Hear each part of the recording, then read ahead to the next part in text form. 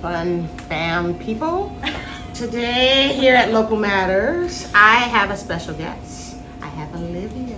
Hi guys, my name is Olivia. I'm a food educator here at Local Matters. I'm also a dietitian and I'm excited to be doing this meal kit with Corey today. We are gonna do spicy noodles, which is always a fan favorite here at Local Matters. And once you see how simple it is, it's gonna be a fan favorite for you. So good. So what we're gonna start off with, our noodles. We're gonna soak them. And so that's gonna be working while Olivia and I are telling you about what things we have here at Local Matters coming up and making this glorious dish. Okay, so first you're gonna soak your noodles in hot water. I know there's some noodles that you can have that you soak them in tap water.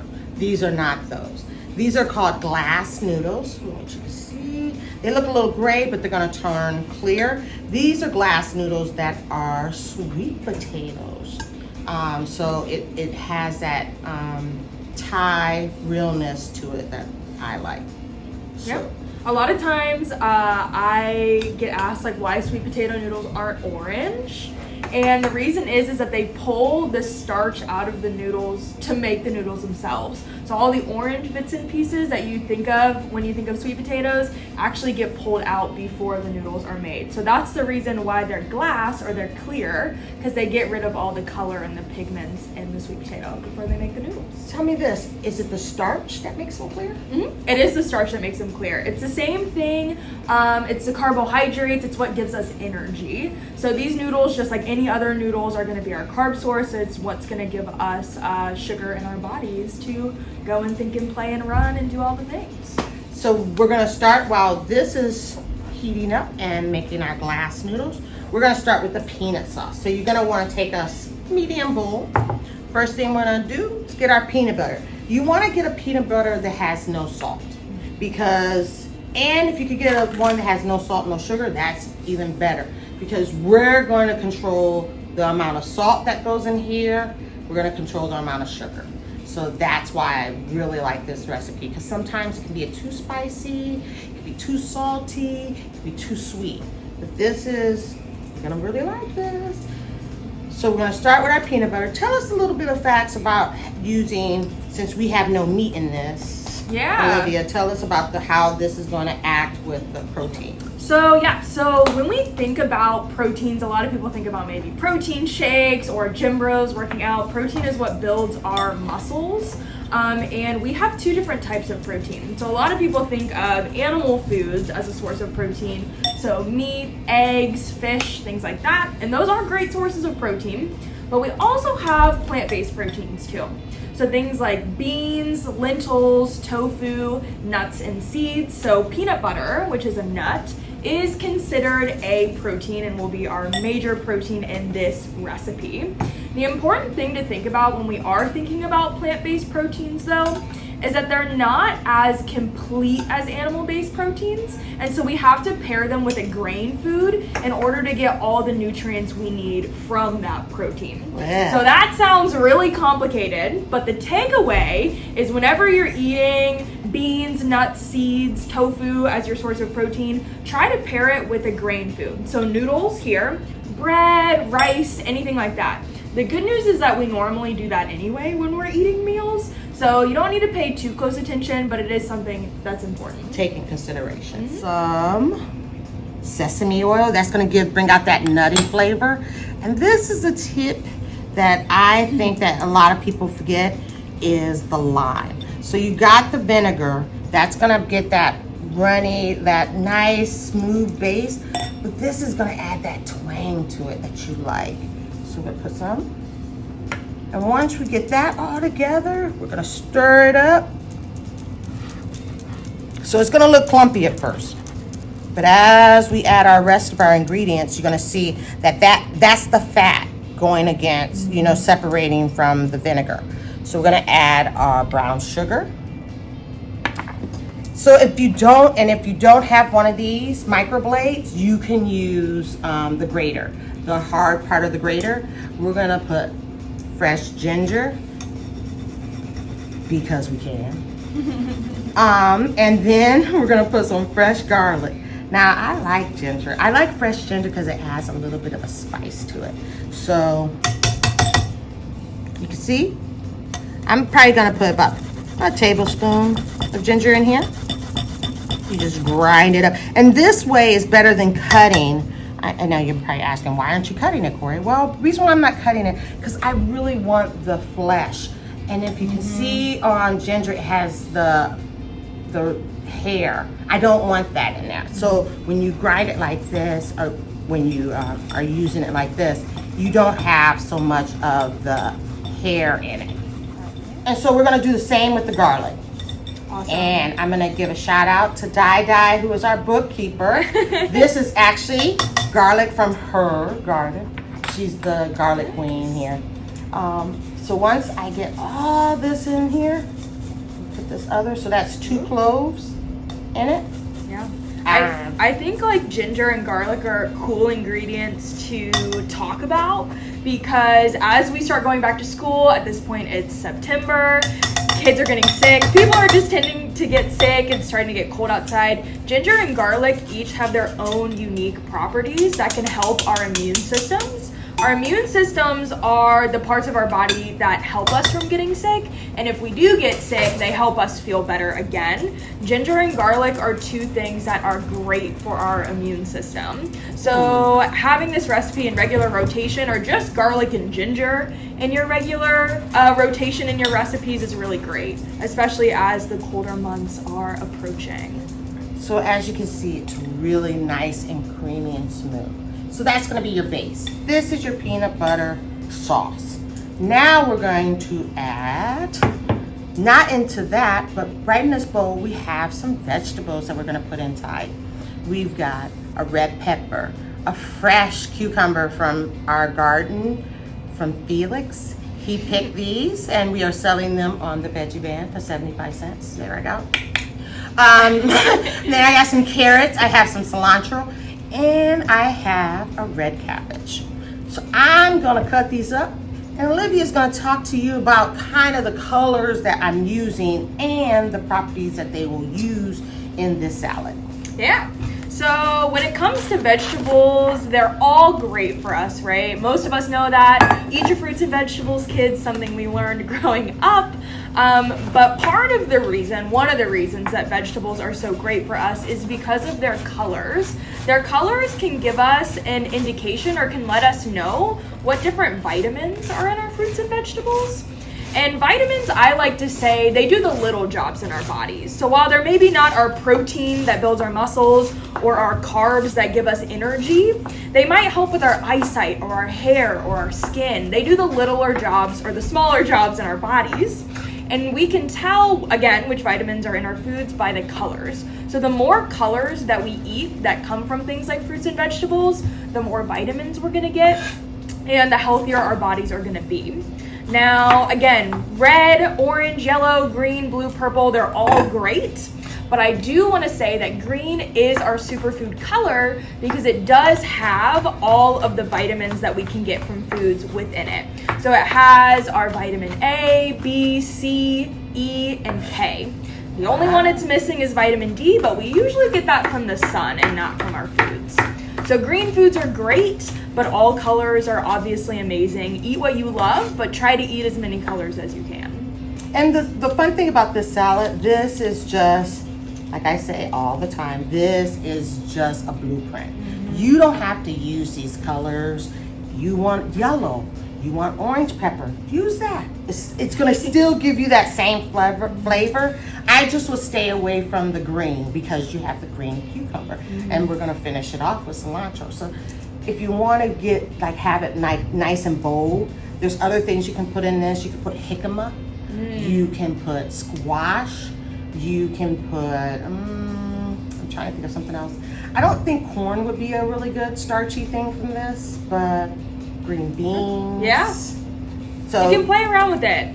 Yeah. Trial and error. I will also say that the darker the color, the more vitamins that are going to be in that part of the fruit or vegetable. So cucumbers are a great example where the outside is a darker green, whereas the inside, when we cut it open, you'll see is a much lighter green. So most of the vitamins are going to be on the outside. That's why a lot of times you'll hear eat the peels of things like apple peels, cucumber peels, because that's where most of the color is, where most of the vitamins are. Now with something like a carrot, the color is kind of the same no matter if it's on the inside or outside, so it doesn't make as big of a difference if you peel those vegetables. But yeah. Now I usually do when we're here in the office and we're eating this salad, I usually pickle it. But I'm not gonna pickle it today, but you can. There's a quick pickle, you know, sugar, rice wine vinegar, and a little bit of salt. You can do that. But for today, we're not gonna pickle it. And I'm not gonna peel my cucumber. I am gonna peel my carrots. But that's just me personal. Yeah. So the cucumber that we're gonna start with, we're gonna cut the ends off, discard those in our nice little composter here. And I'm gonna cut them. I'm not gonna use the seeds. You can use the seeds, it's preference here. Like once again, it's how you wanna eat it.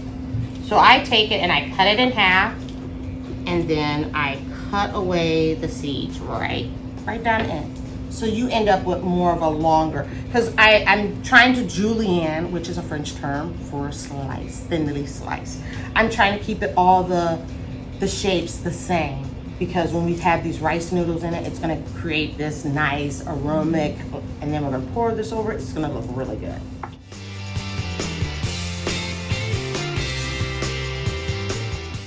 Okay, so with peeling your carrots, I usually try to get the bottom part, because what I'm going to use is this little bitty gadget, and it's quicker than pulling out. Let me do that again. I like to peel the carrots because to get that smooth texture, because I'm going to use this little gadget which cuts it in little strips. I don't want to give anybody any more play on I'm trying to boost you to buy something new, but this gadget is really cool. Now you can put it down and look what it does. It makes these cute little, see them? Like matchsticks. Da, da, da. So we're gonna put the matchsticks. And what I'm gonna have Olivia do is pour this water off our sweet potato noodles, and we're gonna put ice on it so it can be nice and cold when we have this dish. And we're rolling.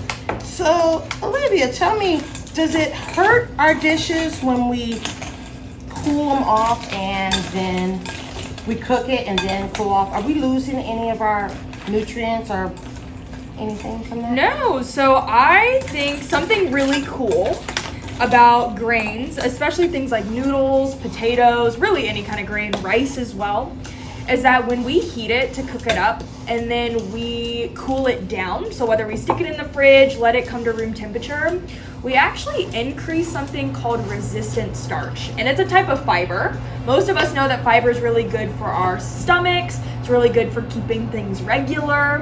And when we cool down things like noodles, we actually increase that type of fiber. That's really, really great for us. Even if you decided that you were gonna cool down rice and then make it for leftovers the next day and you heat it back up, it's still gonna have those resistant starches in it. Oh. So I think that's something that's really cool. It doesn't cost any money, and a lot of us eat leftovers anyway, but it's just kind of a fun fact that when we cool down our grains and starches, we increase the resistance fiber in them. So it's almost like our body. When we are out running or walking, and then we come in and drink that room temperature water, is that kind of like the same? It's like cooling us down? In a way, I guess, adjacently, yeah, maybe so. So we're both really bad nerds. I'm a nerd in the kitchen. Totally. Nerd about nutrition facts. So what we're gonna do now, this is called brightening, is we're gonna add salt to our vegetables that we're gonna put in here. That's where I said no salt in the soy sauce, no salt in the peanut butter, because this is gonna kick off that flavor of our veggies. So it has this like, oh, you taste all of it. You got that. So we're gonna mix that salt in with our veggies like that. And Now we're gonna drain our noodles, and then we're gonna put the noodles on top of this, and then we're gonna put our peanut sauce right on top of that. Okay, people. So right before we had our peanut sauce, you're gonna add 2 tablespoons of warm water. You can use the water from the starch of the sweet potatoes, or you could just use regular tap water. Neither one is better than the other. Another fact I want to, not fact, or suggestion, is you could do a sriracha in it. You could put a jalapeno. Where did I put my jalapeno? So, he's here. I promise you. He was here. He was here. Oh, there he is. You can use sriracha or the jalapeno. Just sriracha or jalapeno to add your spiciness, because it really, that does kick it up.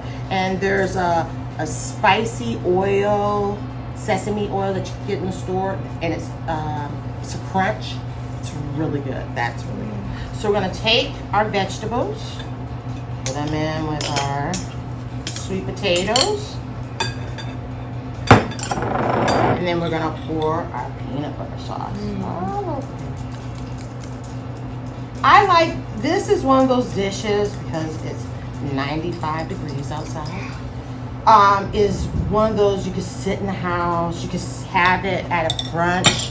You know, it's one of those things that you can use for everything. It's just nice, refreshing, a lot of different vegetables. It can be served cold, it can be served room temperature.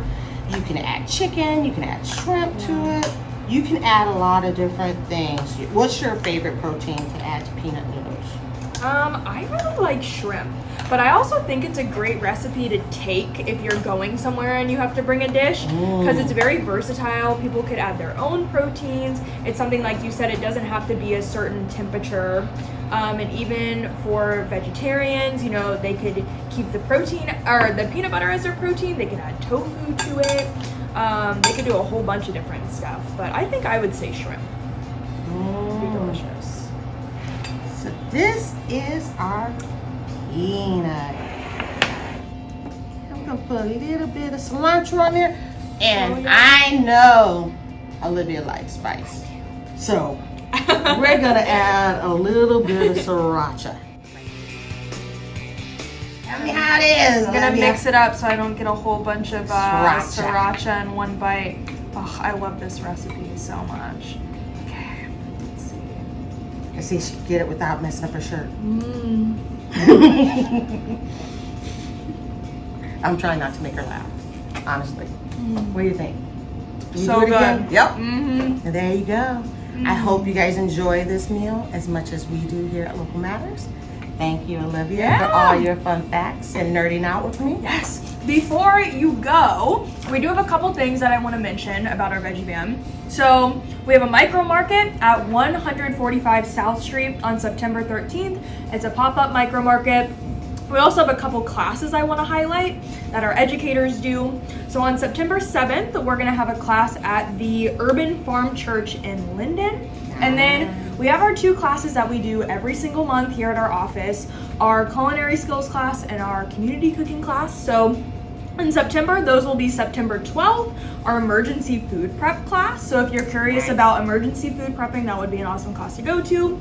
And then September 19th, Fermentation 101. Ooh. So if you're interested in learning how to ferment, preserve foods for longer into the winter, or you're just new to the idea of pickling or fermenting things, I think it would be a really fun class to join. So yeah, that's about it. Thank you for joining us. Thank you. Happy eating. Whoop whoop.